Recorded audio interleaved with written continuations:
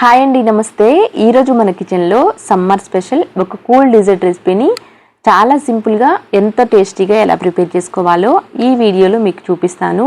పిల్లలందరికీ summer holidays ఇచ్చారు కదండి. పిల్లలు ఏవో ఒకటి ఈ వేడిలో చల్లగా తినాలి అని అడుగుతూ ఉంటారు కదా. అలాంటప్పుడు ఇలా ట్రై చేయండి, చాలా ఇష్టంగా తింటారు.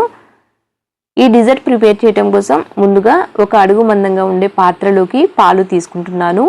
చిక్కటి పాలని తీసుకుంటున్నాను, పచ్చిపాలే తీసుకుంటున్నానండి. నెక్స్ట్ ఇప్పుడు మరొక గిన్నెలోకి కస్టర్డ్ పౌడర్ని కలిపి పెట్టుకోవాలి.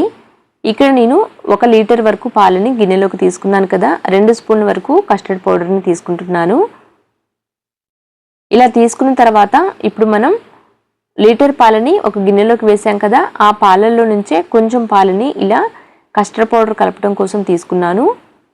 ఇప్పుడు పాలల్లో ఉండలు ఏమీ లేకుండా ఇలా వీడియోలో చూపిస్తున్న విధంగా కలిపి రెడీగా పక్కన పెట్టుకోవాలి. ఈ కస్టర్డ్ పాలని పక్కన పెట్టేసి మనం ముందుగా పాలని ఒక గిన్నెలోకి కొలిచి తీసుకున్నాం కదండి, ఆ పాల గిన్నెని స్టవ్ మీద పెట్టి పాలని బాగా మరిగించాలి. ఇలా మూత పెట్టి మీడియం ఫ్లేమ్లో ఒక 5-6 నిమిషాల పాటు మరిగించాము అంటే పాలు పొంగొస్తాయి.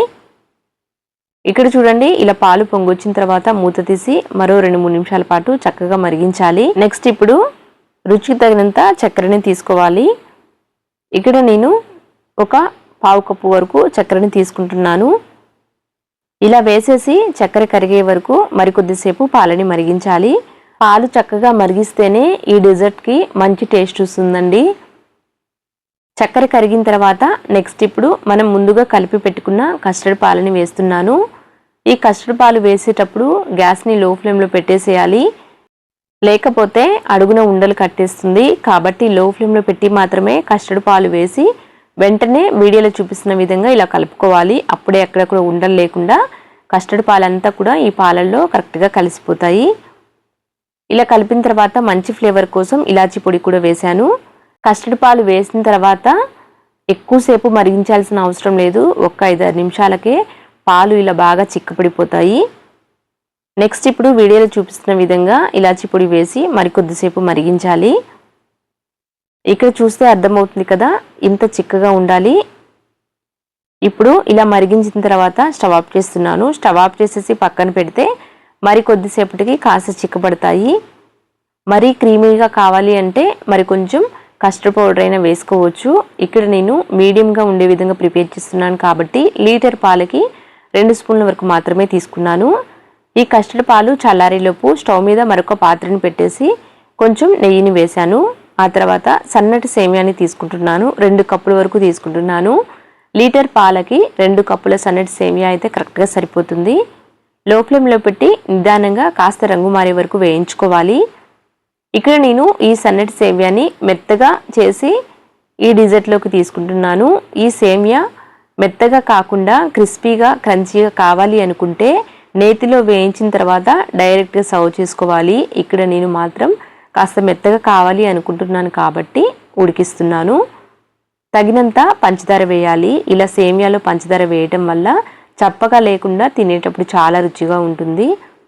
క్రిస్పీగా కావాలి అనుకున్న వాళ్ళు ఈ నీళ్ళని వేయొద్దు, పంచదార మాత్రమే వేసి కరిగే వరకు లో ఫ్లేమ్లో ఉడికిస్తే సరిపోతుంది. మెత్తగా కావాలి అనుకున్న వాళ్ళు మాత్రం కొంచెం నీళ్ళని వేసి లో ఫ్లేమ్లో పెట్టి మూత పెట్టి కొద్దిసేపు ఉడికిస్తే సరిపోతుంది. ఇలా చక్కెర అంతా కూడా కలిపేసిన తర్వాత మూత పెట్టి ఒక 2 నిమిషాల పాటు లో ఫ్లేమ్లో వదిలేస్తున్నాను. 2 నిమిషాల తర్వాత మళ్ళీ మూత తీసి అంతా కూడా ఒకసారి కలిపేసి స్టవ్ ఆఫ్ చేసేయాలి. ఇలా మెత్తగా తినడానికి ఇష్టపడితే ఒకవేళ ఇలా నీళ్లు వేసి ఉడికించవచ్చు.